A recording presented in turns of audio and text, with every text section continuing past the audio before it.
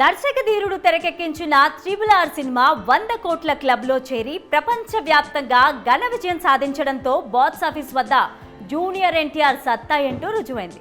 దీంతో ఆయన అభిమానులు, ఇండస్ట్రీ కూడా చాలా హ్యాపీగా ఉంది. అయితే దేవరా చిత్రాన్ని మొదట ఏప్రిల్ 5న విడుదల చేయాలనుకున్నారు. అయితే అనుకున్న సమయానికి విడుదలైతే బాక్స్ ఆఫీస్ ఓపెనింగ్ కలెక్షన్స్తో ఈ సినిమా భారీ బజ్ క్రియేట్ చేసేది.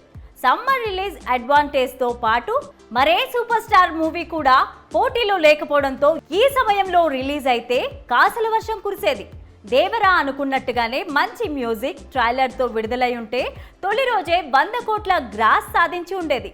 ప్రీ రిలీజ్ హైప్, ఎన్టీఆర్ పాపులారిటీతో సినిమా బ్లాక్ బాస్టర్ హిట్ కావడానికి దోహదం చేసేవి. కానీ ఎన్టీఆర్ బాలీవుడ్లో వార్ సినిమా, తెలుగులో దేవరా సినిమా చేస్తుండడంతో విడుదలపై ఎఫెక్ట్ పడింది.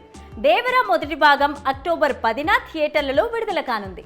ఈ సినిమాలో ఎన్టీఆర్ విపాత్రాభినయం చేస్తారని, తండ్రి కొడుకుల 2 పాత్రలు పోషిస్తున్నారని సమాచారం.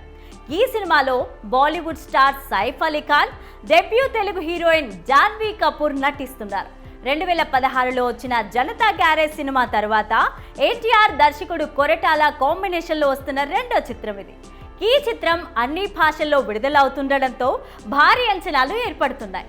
ఈ మూవీలో ఎన్టీఆర్తో జాన్వీ కపూర్, సైఫ్ అలీ ఖాన్ లాంటి వాళ్ళు నటిస్తుండడంతో బాలీవుడ్లోనూ మంచి బజ్ను క్రియేట్ చేసింది.